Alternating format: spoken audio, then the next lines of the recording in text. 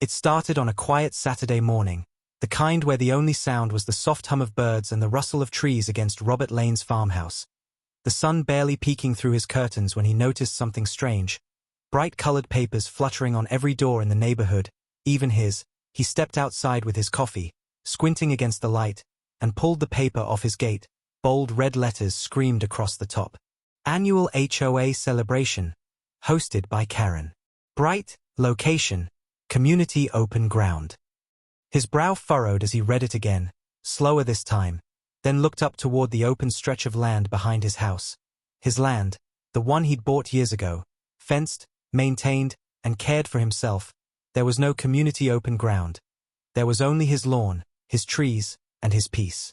A slow, tight anger coiled in his chest, not the loud kind, but the deep, heavy kind that builds from disbelief. Karen Bright, the self-proclaimed queen of the HOA, had done it again, twisting the rules to make herself look powerful. He'd seen her pull stunts before, fining people for leaving garbage bins out, threatening homeowners for mismatched mailbox colors, demanding payment for things no one agreed to. But this was new, this was personal. She hadn't even asked, she had decided. Robert crumpled the flyer in his fist, took a slow breath, and walked inside, setting his mug down before grabbing his truck keys. He wasn't the type to argue online or through gossip. If something was wrong, he faced it head-on. The HOA office was packed that morning, folding chairs lined up in rows, the smell of coffee and cheap donuts filling the air. He walked in quietly, people nodding or whispering as he passed. Everyone knew Karen ruled that room. She sat at the head table, her blonde hair sprayed into perfect place, her voice loud and confident.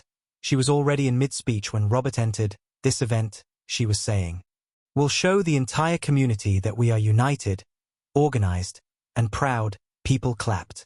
Politely, and she smiled. And it will be held on the most beautiful piece of open land we have, behind Robert Lane's farmhouse. The room turned to look at him, his jaw tightening. He stepped forward slowly. You mean my land, he said evenly. That's private property. Karen blinked, then smiled, that sharp, fake smile she used whenever she was cornered but wouldn't admit it. Oh, Robert, everyone knows that field isn't really fenced off. It's technically part of the HOA boundary, she said, making air quotes as if she was being reasonable. Besides, it's perfect for parking, for tents, for music. Don't you want to help your community? The board chuckled, a few people nodded, some avoiding his gaze. They knew it was wrong, but no one wanted to challenge her. He took a deep breath, his voice calm. Karen, that land is mine, paid for, maintained by me. It's not open ground. She tilted her head. Well, she said sweetly, I think the board will decide that. And turned to her friends beside her, all in favor of using the open field for the HOA celebration.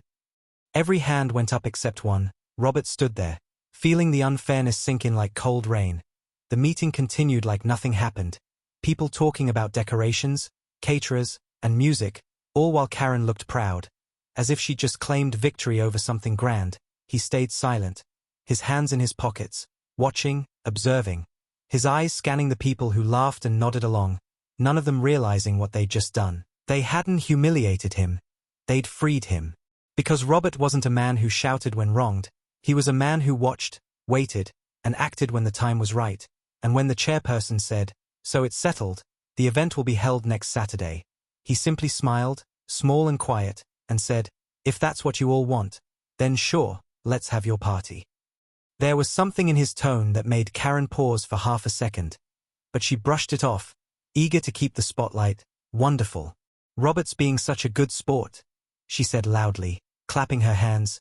See, this is the kind of spirit our HOA needs. The crowd clapped again, laughter rippling through the room. But a few people noticed the way Robert's smile didn't reach his eyes. The way his calm looked more like a storm waiting behind glass. He left without another word, walking down the steps into the bright sunlight, the sound of laughter fading behind him. As he got into his truck, the radio silent, his thoughts moved like gears turning slowly. She thought she had outsmarted him, taken his land, humiliated him in public. But what she didn't know was that the land she called community ground had only one road in and one way out, and both gates, front and back, locked from the inside. The next morning, Karen and her HOA team showed up at his property, walking the field with clipboards, pointing, measuring, pretending it was theirs. Robert stayed on his porch, arms crossed, watching. They waved at him, smiling fake smiles. He waved back politely. When Karen shouted, "Don't worry, we'll clean everything after the party," he nodded and said, "Of course you will." That night he sat on his porch, the stars bright over the long stretch of green, the crickets loud, his old dog sleeping by his chair, and he whispered to himself, "Let them come. Let them see what happens when you take without asking."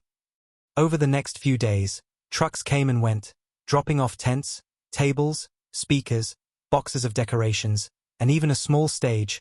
Karen was everywhere, giving orders, telling workers where to put things. Every time she saw Robert, she gave him that same sugary smile. "Oh, Robert, it's going to look so beautiful. You'll thank me after," she said. He just nodded, hiding the flicker of satisfaction in his eyes, because everything they were building, every pole, every banner, every cable, was being built inside his fence, on his land, under his control, and the best part was, he hadn't stopped them. He hadn't shouted or argued. He'd let them walk right into it, like sheep into a pen with the gate wide open. On Friday evening, the night before the event, Karen stood at the edge of the lawn, hands on her hips, admiring her work. The stage lights glowed softly, tables gleamed, and her name was printed across the banner in golden letters. HOA Annual Celebration, hosted by Karen Bright. Robert walked past her on his way to his shed. She called out, "Don't you love it? It's going to be the biggest event this neighborhood has ever seen." He looked at her for a long moment, his expression unreadable, then said quietly, "I'm sure it will be unforgettable," and walked away, leaving her confused for a second before she shook it off and went back to giving orders. That night, the wind picked up, carrying the faint sound of music tests and people laughing while setting up. But inside his house, Robert was calm, almost too calm. He checked the locks, the hinges, the latches on both gates, each one solid, smooth, and strong. The sound of metal clicking echoed softly in the dark, and when he stepped outside one last time, the moonlight shining on the empty tents and banners, he smiled to himself and whispered, "You wanted my land, Karen, tomorrow, it's all yours." Then he turned off the lights, went inside, and let the night roll quietly toward the storm that was coming. By Sunday morning, the neighborhood was alive with noise, buses rumbling down the road, horns honking, and the sound of laughter filling the air. Long before sunrise, Robert Lane stood by his kitchen window, coffee steaming in his hand, watching the first large bus turn slowly onto his private drive, each one carrying people dressed for a celebration. Bright dresses, sunglasses, loud chatter, and boxes of decorations clutched in their hands. The sight looked like a carnival spilling into his peaceful land, and he couldn't help but smile quietly, calm, patient, knowing exactly how this day would unfold. Because this time, he hadn't stopped them, he hadn't fought the storm, he had simply let it come straight to him. Karen Bright arrived shortly after, stepping out of her shiny SUV like she was walking a red carpet, clipboard in hand, a wide sun hat perched on her head, barking orders with a bright, false smile plastered across her face. "Park those buses near the east side. Keep the food trucks away from the stage. And somebody tell the band to set up now," she shouted, her voice cutting through the air like a whistle. Her husband followed behind her, carrying a box of champagne bottles. While the volunteers rushed to obey every word, she strutted across Robert's grass like it was her kingdom, completely ignoring the man sitting quietly on his porch only 50 feet away. Sipping his coffee like an old farmer watching the weather, her confidence grew with every step, because she believed she had one. She believed Robert's silence meant surrender, but she didn't realize silence, in some people, is just preparation. Within an hour, his peaceful green field had transformed into a chaotic maze of noise, music blaring from speakers, kids running between tables, balloons tied to trees, and the smell of grilled food filling the air. Karen walked around shaking hands and accepting compliments. "It's perfect, isn't it?" she said proudly. "So much space. I told them it was community land, but nobody listened until now," she laughed, that same loud, smug laugh that used to make neighbors roll their eyes, and they all laughed along, pretending not to notice the small metal signs on Robert's fence that clearly read private property. No trespassing. Signs everyone ignored because Karen had told them otherwise, but Robert saw everything. Each bus parked deep into his yard, each generator placed near his waterline, every single thing recorded. Quietly on his security camera, Even the way her guests dropped trash in his flowers and leaned their drinks on his fence. He didn't speak, didn't shout. He just watched, eyes calm, voice steady, waiting for the moment when pride would collapse under its own weight. By late afternoon, the entire field was crowded, music shaking the ground, people shouting over one another, the laughter almost deafening, Robert's driveway blocked by catering trucks and rows of folding chairs. His front gate wide open for anyone to walk through. But he wasn't angry. He simply sat back in his chair, his dog lying at his feet, watching as chaos spread through what was once his quiet sanctuary. Neighbors who once pitied him now watched in disbelief from their porches. Some whispering, "He's really letting them take over?" One said, "He should call the cops." Another muttered, but an older man shook his head. "No, look at him. He's too calm, he's got something planned." And he was right. Karen strutted to the microphone on the small stage that her team had built that morning, tapping it to get everyone's attention. "Welcome, everyone," she shouted, her voice booming through the speakers. "Welcome to the biggest HOA celebration this neighborhood has ever seen." Cheers erupted, glasses raised, cameras flashed, and in that moment, Karen looked over at Robert, sitting silently with his coffee, and smirked. "Let's all thank Mr. Lane for letting us use his open space," she said. Mockingly, the crowd clapping, laughing, some even shouting, "Thank you, Robert." But Robert didn't react. He simply raised his cup slightly, nodding, his face unreadable, the calm before thunder.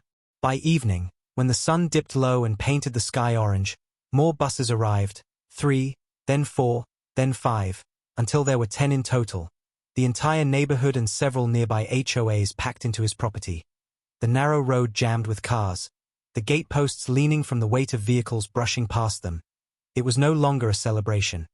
It was a full invasion, and yet Robert remained silent, occasionally greeting guests who passed his porch, smiling when someone said, "You're being such a good sport, Robert." But inside, he was counting, 1 gate open, 10 buses in, 0 exits free, just like he planned. He had checked the locks early that morning, tested the hinges, made sure the gates closed tight from the inside, the kind of solid metal latches that no one could open without tools. And now every guest, every car, every food truck sat neatly inside the fence of the land Karen called community property.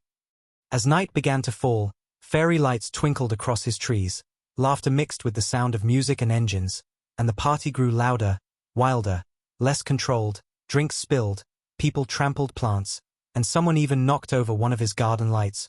Robert rose quietly from his chair and walked to the front gate, his steps slow, steady, his heart calm, the metal lock cool under his hand as he turned it shut, the click soft but absolute. Then he walked around to the service gate by the back fence and did the same. The lock slid in easily, his keys jingling faintly, a sound drowned out by the beat of Karen's music, and when he finished, he stood for a moment, staring at the sea of people filling his yard, the lights reflecting on the water barrels, the banners fluttering in the breeze, and he smiled a small, quiet smile, not cruel, not angry, just satisfied, because he knew what came next. Karen, busy handing out drinks and taking pictures with guests, didn't notice the shift, not yet. But soon she would. The buses would need to leave. The drivers would start their engines, someone would try the gate, and they would realize it wouldn't budge. Panic would ripple through the laughter like a crack through glass, and for the first time, she would understand what it meant to be trapped by her own arrogance. Robert returned to his porch, sat down again, poured himself another cup of coffee, and looked out over the land that was once silent and now thundered with the sound of people who didn't belong. He took a sip, exhaled slowly, and whispered into the warm evening air. "You wanted my land, Karen? Well, now you've got it, all of it."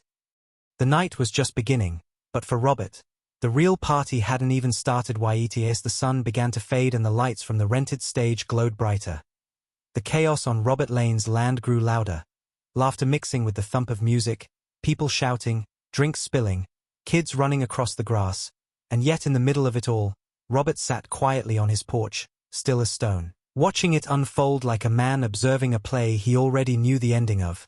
Karen Bright was in her element, her voice sharp over the microphone, her laughter booming through the speakers as she shouted orders and made toasts. She walked from table to table, taking credit for everything, for the decorations, for the music, for the beautiful venue, bragging that it was open land for all HOA members. She even laughed about Robert to her friends, not realizing her words carried to his ears through the night air. Poor man. He finally learned to cooperate.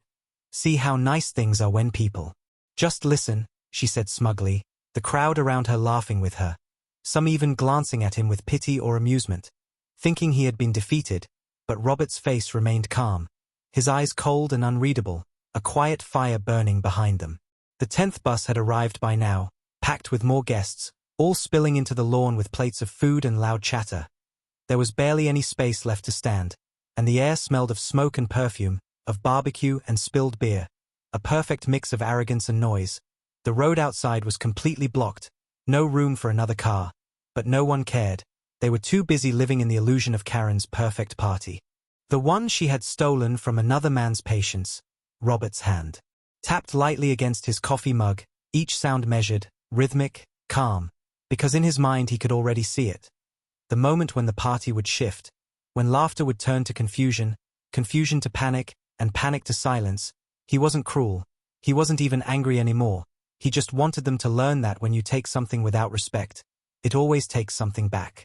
Karen strutted up the small stage again, microphone in hand. "Let's raise a glass," she said dramatically, her eyes sweeping over the sea of faces.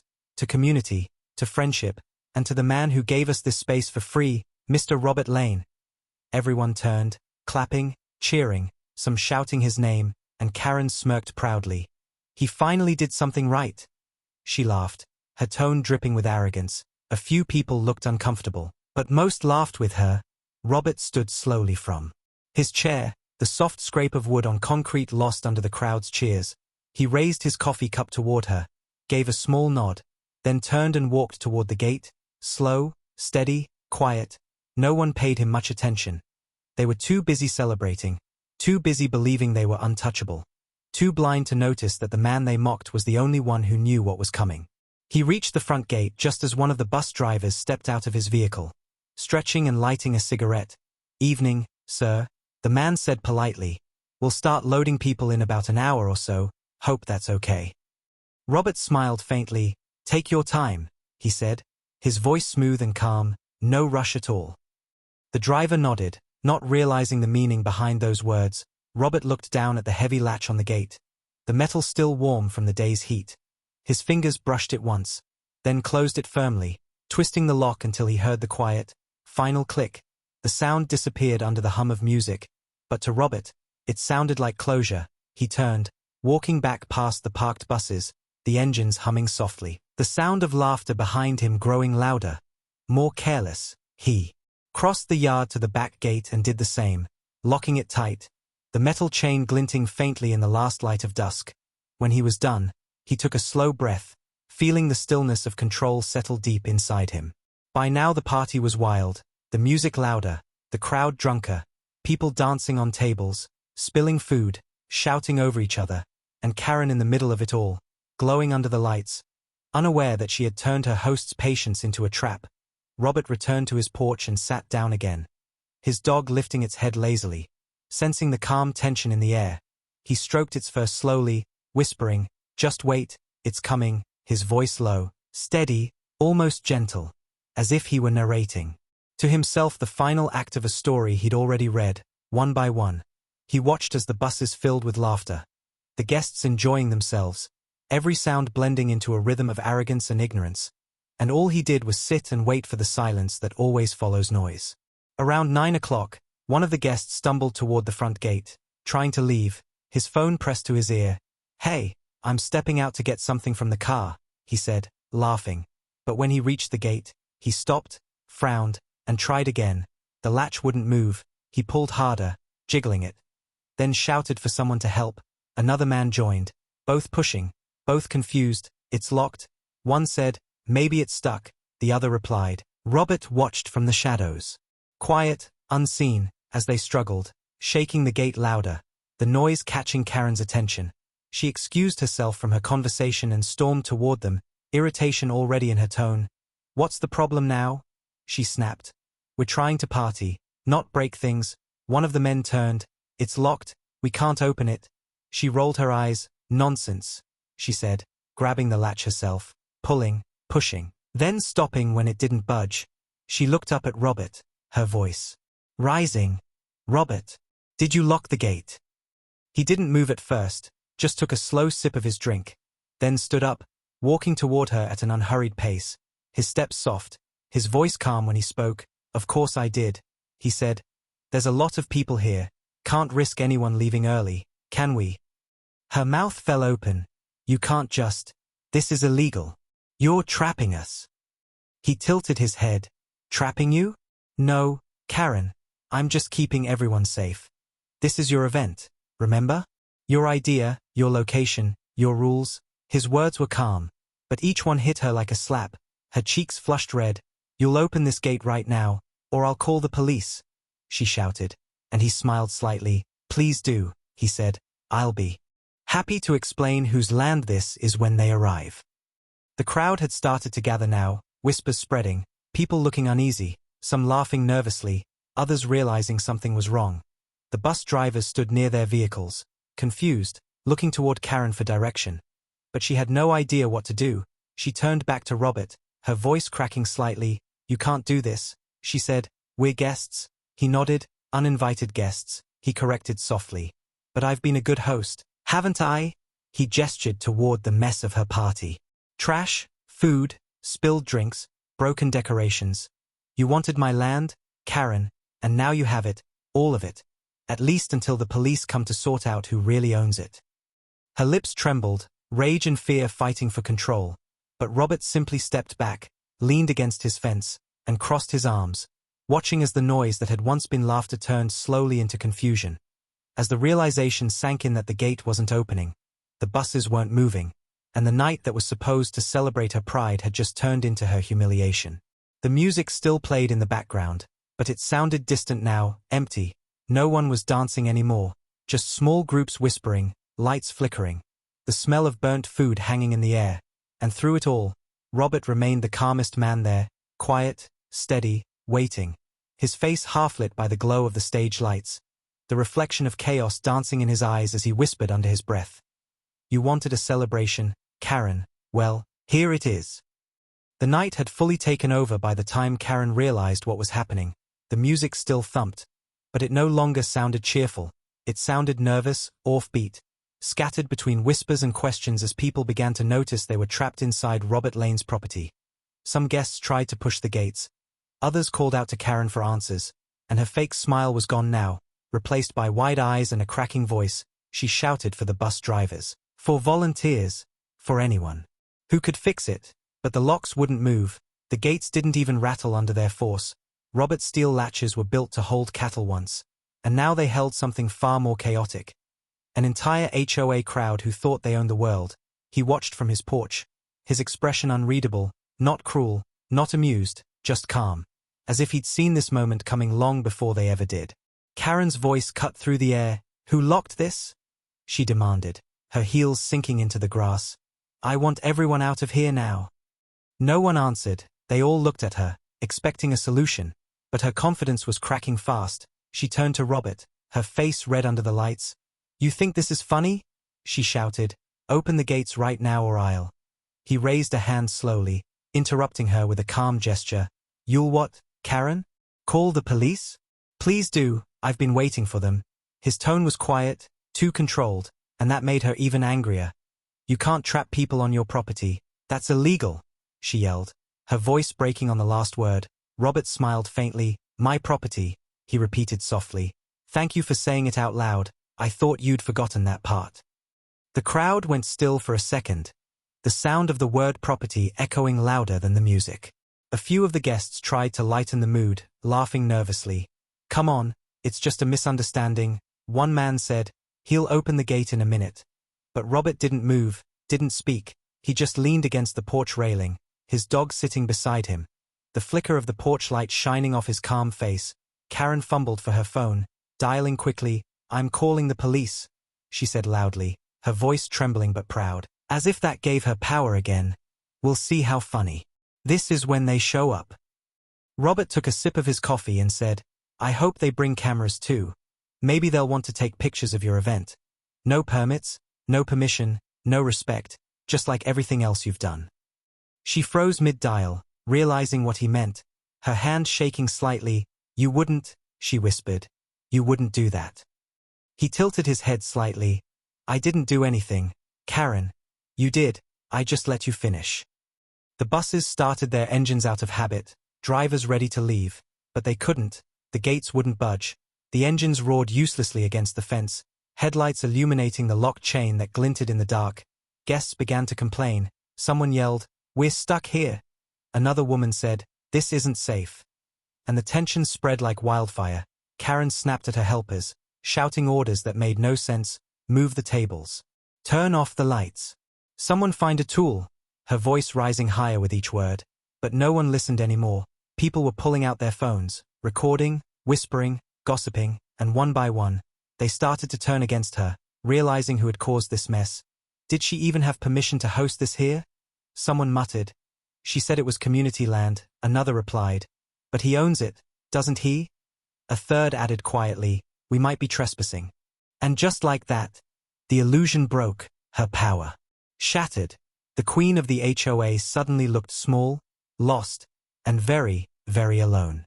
When the flashing red and blue lights finally appeared down the road, the sound of police sirens echoing against the trees, Karen almost cried with relief. She rushed toward the front, waving her hands, shouting, "Over here. We're trapped. This man locked us in." But the officers didn't rush to her like heroes. They approached calmly, stepping out of their cars, one of them looking around the field, the parked buses, the trash, the banners, the mess, before turning to Robert, who stood quietly near his porch. "Sir, we received a call about a disturbance. Can you explain what's going on?" The officer asked. Robert nodded politely, handing over a folder. "Everything's in here, officer. My property deed, my HOA complaint copies, and the footage from my security cameras showing how they entered without permission." Karen froze, her mouth open. "What?" she shouted. "That's not true. It's community land." But the officer raised a hand. Let him speak." Robert's voice stayed calm as he explained everything, how she'd hosted the event without permits, how she'd used his private property despite warnings, how she'd brought in hundreds of guests and blocked his driveway, how the HOA board ignored his objections.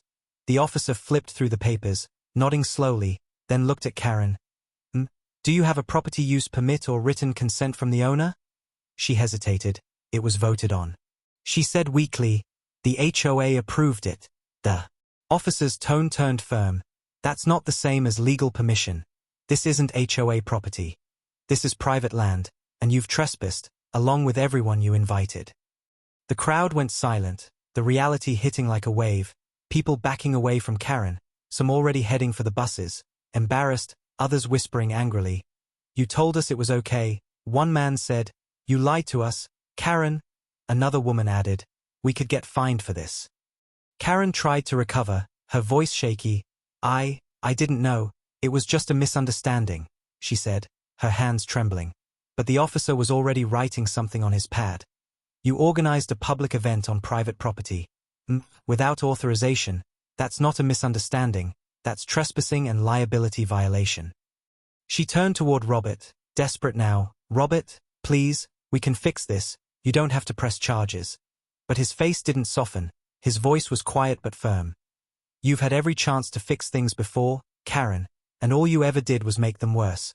Maybe it's time someone finally held you accountable." The officer handed her the citation slip, her hands shaking as she took it. The humiliation written clearly on her face as cameras flashed from other phones. People filming, whispering, and laughing behind her back. Her grand event had turned into her greatest embarrassment. The buses were allowed to leave one by one, officers guiding them out after unlocking the gates, and Robert stood there watching, silent, as hundreds of people left his property in shame. The field littered with trash, the once perfect tents sagging under the weight of the night's humiliation. Karen was the last to leave, her hat gone, her hair a mess, her voice low and trembling. "You won't get away with this," she said weakly. And Robert just looked at her with steady eyes. "I already did. Karen, I just didn't have to do anything to win." His words made her stop, her face pale, before she turned and hurried toward her car, disappearing into the darkness. The music gone, the laughter gone, replaced only by the soft sound of crickets and the slow creak of the gates swinging open again. Freedom returning to everyone but her. When the last car vanished down the road, Robert walked back across the lawn, the lights flickering, paper cups crunching under his boots. He stood in the middle of the mess and looked around, the remains of her pride scattered across his land, and he let out a small breath, not of anger, not of joy, but of release, the kind of quiet that feels earned. His dog trotted beside him, tail wagging, and he knelt to pat its head, whispering, "See. You don't need to shout to be heard." The dog barked softly in reply, and somewhere behind the horizon, dawn began to break, soft light spilling across the broken chairs and torn banners, the perfect ending to a night that taught everyone watching one simple truth. Pride is loud, but respect is quiet, and in the end, it's the quiet that always wins. The morning after the disaster was quiet, almost too quiet, the kind of silence that hangs heavy after a storm tears through everything in its path. Robert Lane stepped outside just as the sun rose over the trees. The air smelled of wet grass and spilled drinks. His once perfect green field looked like a battlefield. Crushed paper plates scattered across the lawn, broken chairs leaning at odd angles, and a half-collapsed stage glinting under the early light. He walked slowly through the mess, hands in his pockets, the crunch of plastic and glass beneath his boots. Not a single sound came from the house next door. The bright residence. The house that had been alive with laughter and arrogance for so long was now completely still. Karen's pride had vanished overnight, just like the guests who had fled when the police arrived. And though Robert could still hear faint echoes of her voice yelling at him, it was now just memory, fading like smoke. He spent hours cleaning, not because he had to, but because he wanted to, sweeping away the last traces of her chaos, bag by bag, until the field began to look like his again. Every bottle tossed aside felt like he was taking back a piece of peace she had stolen. The neighbors watched quietly from their windows. A few even came over to help, ashamed they hadn't stood up for him sooner. One old man named Harold handed him a broom and said softly, "You did the right thing, son. You taught her something no one else could." Robert smiled faintly. "I didn't teach her anything, Harold. She taught herself. I just gave her the space to do it." The old man laughed, shaking his head. "You're smarter than all of us, Robert," and walked away, leaving him with the sound of birds returning to the field that once roared with music and arrogance. By afternoon, the HOA board sent an email to every homeowner. The subject line read "Official Statement Regarding an Authorized Event." Robert opened it, and as he read, he felt a quiet satisfaction bloom inside him. The board distanced itself from Karen, claiming her actions were done without full approval. They promised a review of HOA leadership and announced that she was temporarily suspended pending investigation. But Robert knew what that meant. She was finished. The Queen of Rules had been dethroned by the same rules she used to hurt others, poetic and perfect. He leaned back in his chair, reading the line twice that said, "The homeowner, Mr. Robert Lane, retains full ownership and control of his property as confirmed by county records." He printed it and pinned it on his fridge, not as a trophy, but as a reminder that sometimes silence and patience can do what shouting never will. That evening, as the sun dipped low, Robert saw movement near the edge of his property. A familiar figure standing by the fence, Karen Bright, her hair undone, her face pale, no makeup, no hat, just a woman stripped of her pride.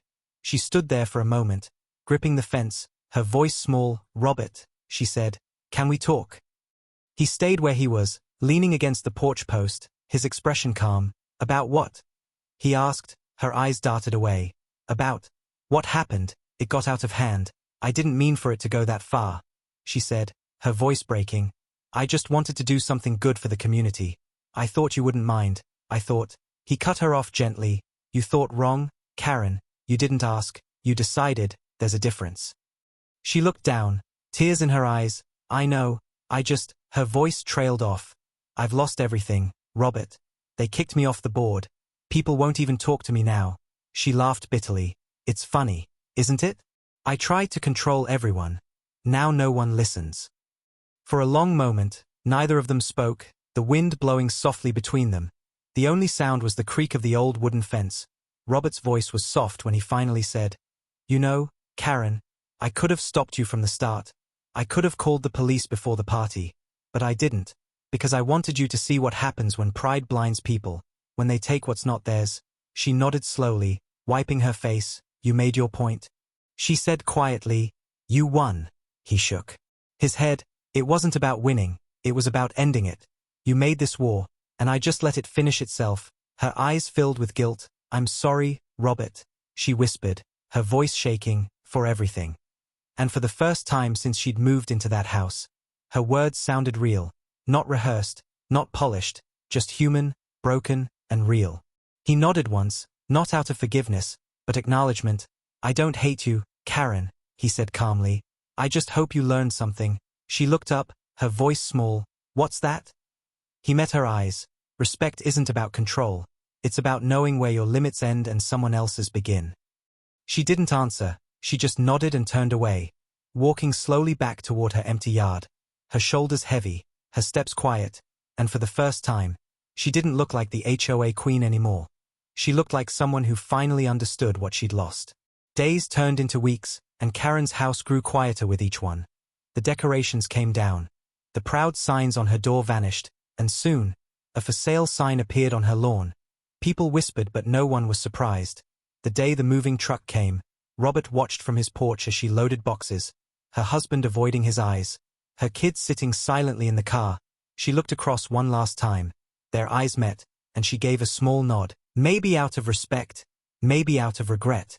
And then she was gone, her car turning the corner, disappearing down the road, leaving behind only silence and the faint echo of a party that had destroyed her reputation.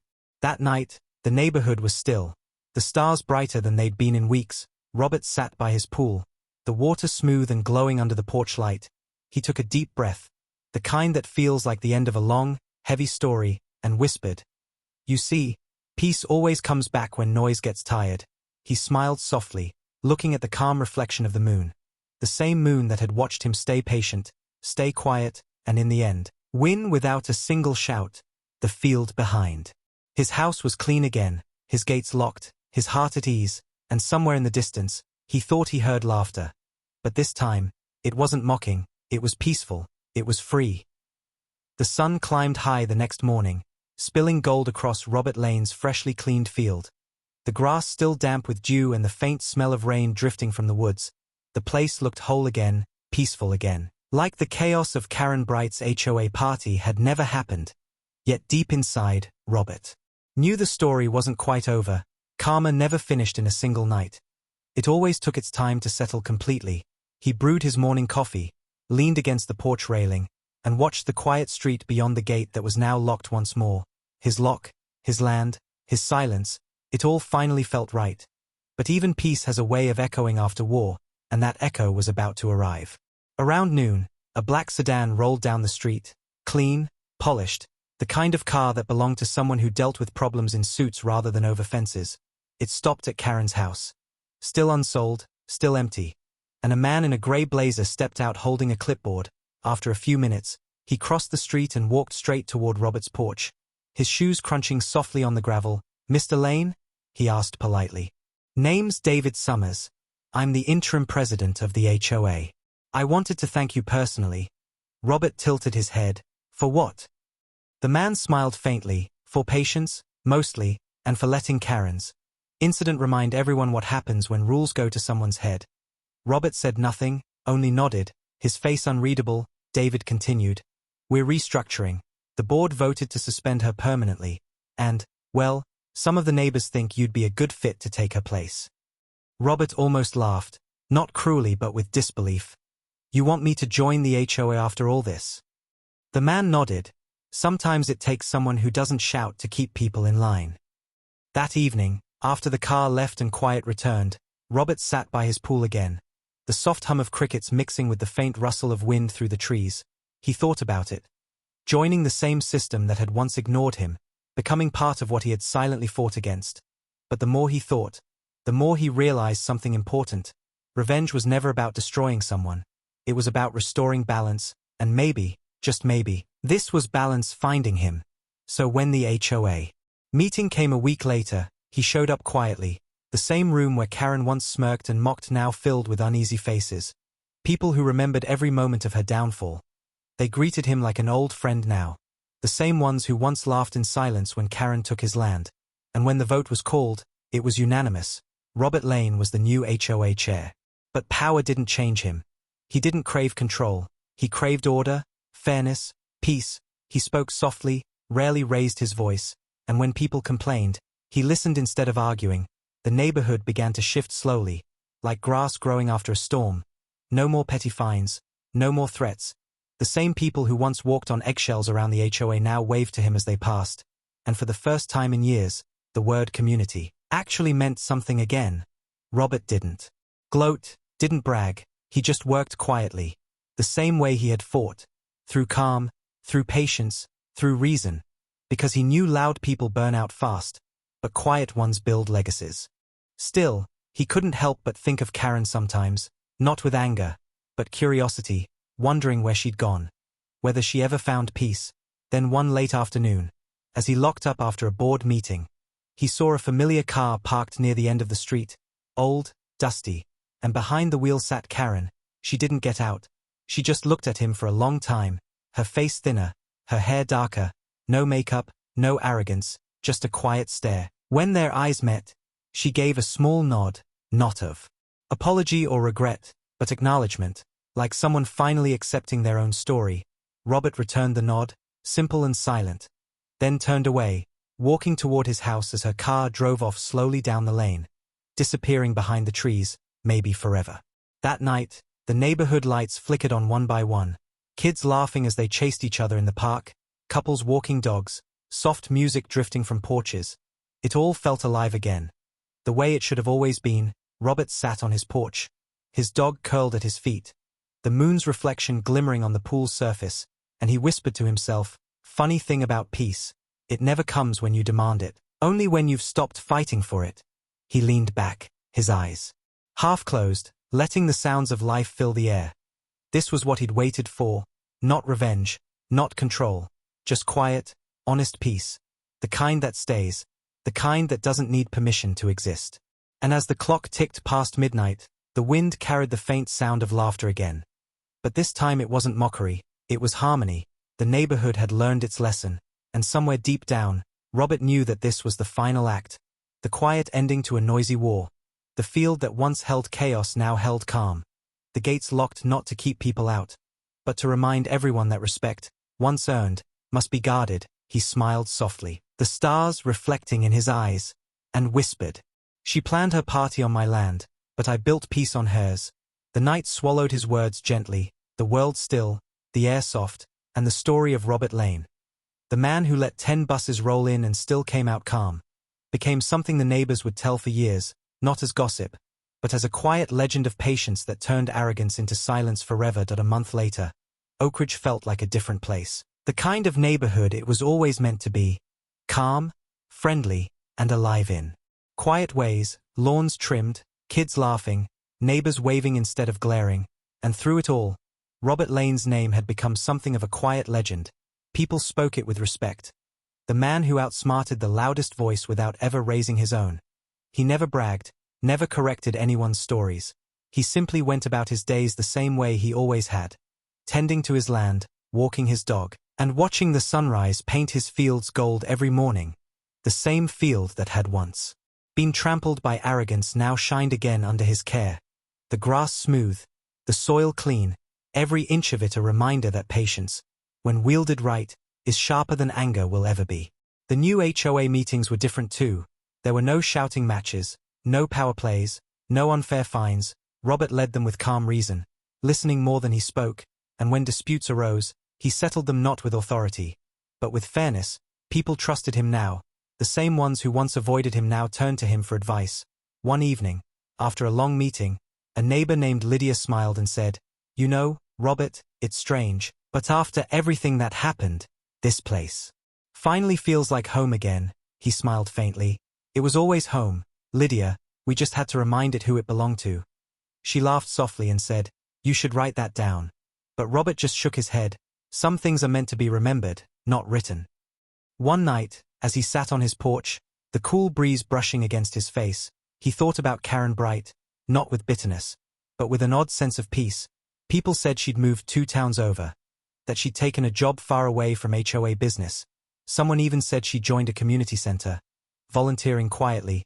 He didn't know if it was true, but part of him hoped it was, because even though she had brought chaos into his life, she had also given him purpose.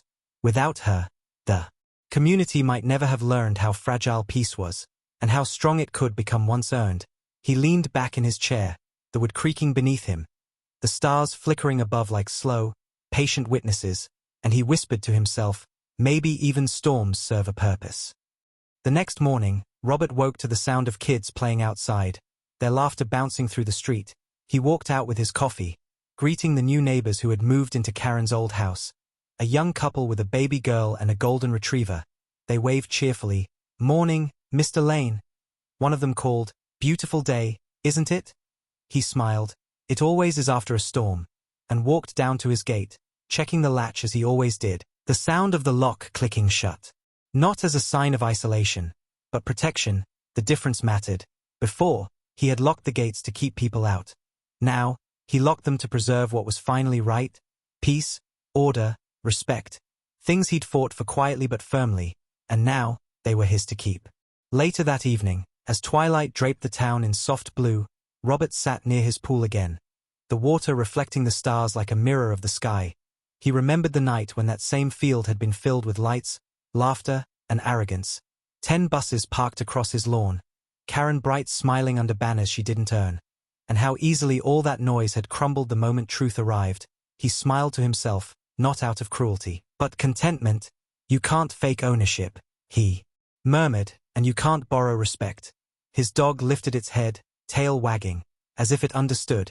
He reached down to pat its fur, the quiet hum of crickets surrounding them, and he added softly, "Some lessons cost noise, others just need time." When the moon climbed high, silver light spilling across the field, he stood up, stretching his back, looking once more at the fence line that now marked the edge of his peace. Beyond it, the neighborhood lights twinkled softly, homes glowing warm and steady, the world in balance again. He thought of how far things had come, from arrogance to apology, from chaos to calm, and he smiled, whispering into the night. "They rolled in with buses, they left with silence, and I stayed right here." The wind carried his words away, soft and sure, blending with the rustle of trees, the sound of water, and the distant laughter of children, a perfect harmony of everything he'd fought for.